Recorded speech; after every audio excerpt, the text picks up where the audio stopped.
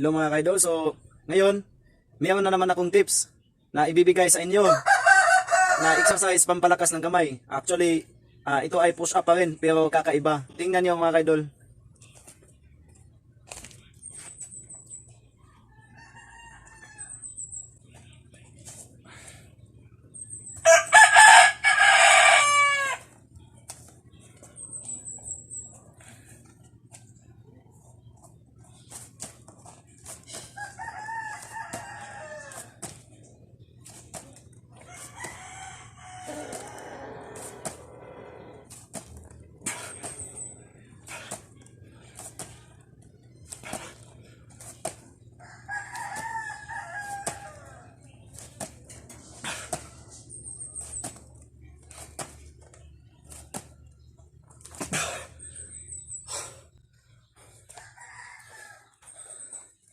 So yun lang mga kaidol, pa-bounce.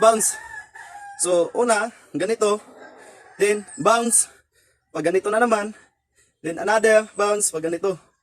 So ganyan lang siya mga kaidol. Tumitigas yung dito nyo mga kaidol, yung kamay no. Especially sa sinabi ko na maglalaro ng boxing. So yun, isa yun sa pampatigas ng mga kamay para iwas injury sa paglalaro ng boxing o sa mga mahilig mag-exercise o mag-gym. So yun lang ang gagawin para malakas sa pag-execute ng barbell. Dito, pampalakas.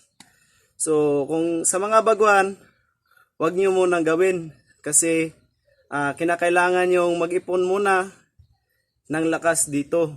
So simple lang, mag-practice kayo na ganito. Sa mga baguhan dyan ha, ganito. Mag-practice kayo ng push-up, ganito. Or magganyan kayo. Para makaipon kayo ng lakas dito at hindi kayo masasaktan. At syempre, iwas injury na rin. So yun lang mga kaidol.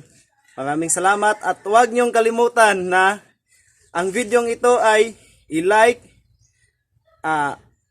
comment, and share na rin mga kaidol para mas maraming makakita at makakuha ng idea kung paano patigasin ang kamay. So yun lang mga kaidol. God bless you all. Bye-bye.